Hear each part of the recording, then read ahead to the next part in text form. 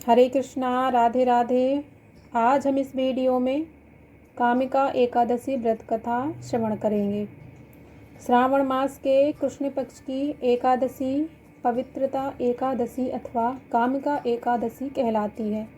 इस दिन भगवान श्रीधर की पूजा की जाती है। इस व्रत के करने से सभी मनोकामनाओं की पूर्ति होती है। इसी से इसे कामिका एकादशी कहा जाता है। इसके करने से ब्रह्म हत्या तक का दोष निवारण हो जाता है। वास्तव में यह बहुत पवित्र और पुण्यदायी व्रत है जो हर प्रकार के पापों से मुक्ति दिलाने में सामर्थ है। धर्मराज युधिष्ठिर ने कहा कि हे माधव, आषाढ़ शुक्ला देवशयनी एकादशी तथा चतुर्थ मास व्रत महत्व मैंने भली प्रकार सुना और समझा। अब कृपा करके श्रावण मास के कृष्ण पक्ष की एकादशी के बारे में बतलाइए। भगवान श्री कृष्ण कहने लगे कि हे युधिष्ठिर, इस एकादशी की कथा को एक समय ब्रह्मा जी ने नारद जी से कहा था, वही मैं तुमसे कहता हूँ। नारद जी ने ब्रह्मा जी से पूछा कि हे पितामह, श्रावण मास के कृष्ण पक्ष की एकादशी का क्या नाम है, क्या विधि है, उसका क्या महात्म्य है, यह जानने की मेरी बड़ी इच्छा है, कृपा पूर्वक कुछ बतलाइए।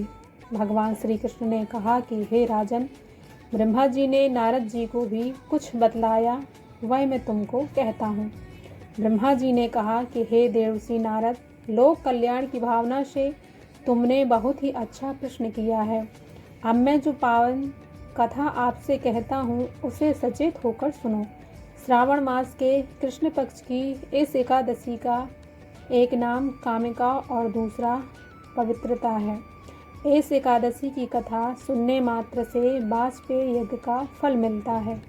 इस दिन शंख चक्र गदा पद्मधारी भगवान विष्णु का पूजन होता है। इनके श्रीधर, हरि, विष्णु, माधव, मधुसूदन आदि नाम अनेक नाम हैं।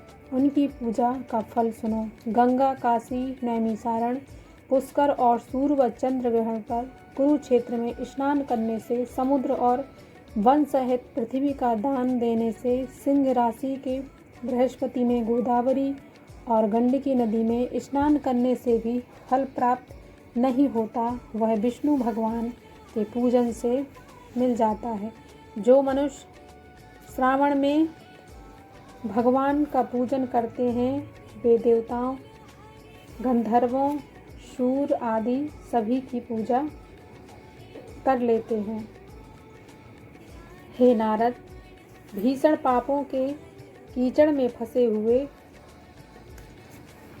और संसार रूपी सागर में डूबे हुए मनुष्यों के लिए कामिका एकादशी का व्रत ही उद्धार करने वाला है। इससे बढ़कर पापनाशक अन्य कोई उपाय नहीं है। स्वयं भगवान ने यही कहा है कि इस एकादशी के व्रत के प्रभाव से जीव बुरी योनियों को प्राप्त नहीं होता है। इस एकादशी को भक्ति पूर्वक भगवान को तुलसी दल अर्पण करने वाले संसार में ऐसे रहते हैं जैसे जल में कमल। इस व्रत के प्रभाव से अंतिम समय में मनुष्य यमराज की यातना तथा नरक के दर्शन नहीं करता और सीधा स्वर्गलोक को जाता है। विष्णु भगवान रत्न, मोती, मणि तथा आभूषण आदि से उतने प्रसन्न नहीं होते जितने तुलसी दल से। तुलसी दल अर्पण का फल 4 भार चांदी और स्वर्ण दान के बराबर है। ब्रह्मा जी ने आगे कहा, भगवान की अति प्रिय तुलसी को मैं भी सदैव नमस्कार करता हूँ। तुलसी के वृक्ष को सींचने से संपूर्ण यातनाएं, दर्शन मात्र से समस्त पाप और स्पर्श से मनुष्य पवित्र हो जाता है। जो मनुष्य भगवान के चरणों में तुलसी अर्पित करता है वह मुक्त हो जाता है। कामिका एकादशी की रात्रि को दीपदान तथा जागरण के महत्व का वर्णन चित्रगुप्त भी नहीं कर सकते।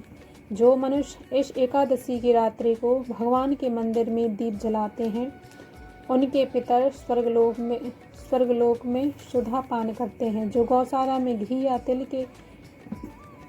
तेल का दीपक जलाते हैं वे 100 करोड़ दीपक युक्त होकर सूर्यलोक को जाते हैं। अंत में ब्रह्मा जी ने कहा, ब्रह्म हत्या तथा भ्रूण हत्या आदि पापों को नष्ट करने वाली इस कामिका एकादशी का व्रत मनुष्य को यत्नपूर्वक अवश्य करना चाहिए। व्रत करने पर तो सभी मनोकामनाओं की पूर्ति होती ही है। इस कामिका एकादशी के महत्व को श्रद्धापूर्वक पढ़ने या सुनने वाले के भी समस्त पाप नष्ट होकर उसे विष्णु लोक की प्राप्ति होती है। बोलिए वृंदावन बिहारी लाल की जय।